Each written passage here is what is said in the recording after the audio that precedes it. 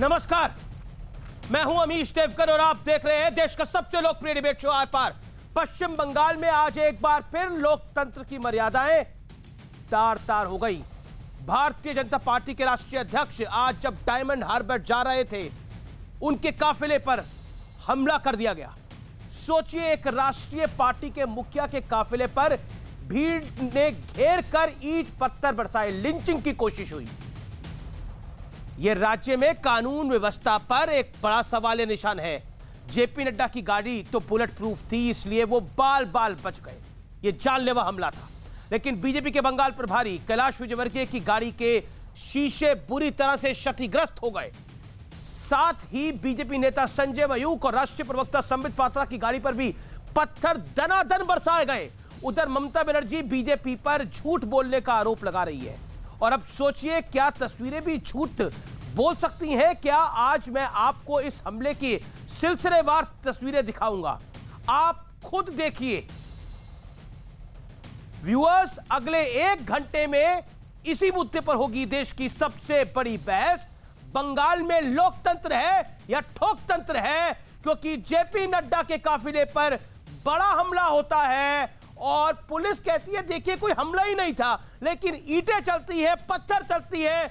ये तस्वीरें देखिए व्यूअर्स, ये तस्वीरें बोल रही है और ये तस्वीरें चिल्ला चिल्ला कर कह रही है लोकतंत्र पर यह हमला है। क्योंकि पश्चिम बंगाल में जो घटनाक्रम हुआ है, ये सोच सकते हैं आप, इस देश के अंदर हुआ है। एक राष्ट्रीय पार्टी का राष्ट्रीय अध्यक्ष वहां जाता है, उसके काफिले पे पत्थर बरसाए जाते हैं और बाल बाल बचते हैं वहां पर बीजेपी के कई बड़े नेता। देखिए ये तस्वीरें।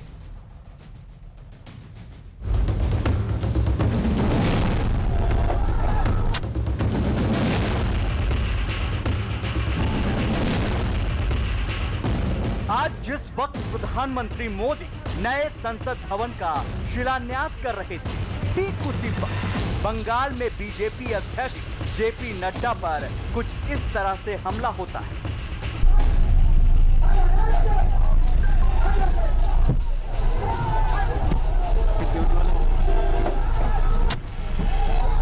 बीजेपी का आरोप है तृणमूल कांग्रेस के कार्यकर्ताओं ने इस हमले को अंजाम दिया है। खुद जेपी नड्डा ने ममता बनर्जी पर जोरदार जुबानी वार किया। आज मैं यहाँ पहुंचा हूं तो मां दुर्गा की कृपा से पहुंचा। टीएमसी के कार्यकर्ताओं या उन्होंने कोई कसर नहीं छोड़ी थी प्रजातंत्र के गले को दबाने के लिए, उसको समाप्त करने के लिए। ये गुंडाराज, ये अराजकतावाद ये ज्यादा दिन नहीं चलने वाला है। ममता जी, आपकी सरकार जाने वाली है और कमल खेलने वाला है। লোকের কাজ করে না, কোনদিন হোম মিনিস্টার চলে আসছে, কোনদিন ওই আরেকটা মিনিস্টার চলে আসছে, কোনদিন চারটা নড্ডা ফাড্ডা ভাড্ডা গড্ডা সব চলে আসছে এখানে। আর তারা একা প্রোগ্রাম করবার কেউ করে না। আর যেদিন তারা প্রোগ্রাম করবে, লোক যদি না আসে তাহলে নিজে সাজিয়ে রাখবে, যাতে নতুন কি করে ন্যাশনাল নিউজে ভালো করে দেখায় দেখো আমরাই মেরেছি। আরে তোমার পেছনে 50টা গাড়ি কেন যায়? আমার পেছনে 3টে গাড়ি যায়। जेपी नड्डा के अलावा बंगाल में बीजेपी के प्रभारी कैलाश विजयवर्गीय की गाड़ी भी हमले की चपेट में आई। गाड़ी पर फेंकी गई ईंट अंदर बैठे विजयवर्गीय से कुछ ही फासले पर जा गिरी। मैं समझता हूँ कि अराजकता की हद है ये। बंगाल में क्या किसी राजनीतिक दल के राष्ट्रीय अध्यक्ष का इस प्रकार स्वागत होता है क्या?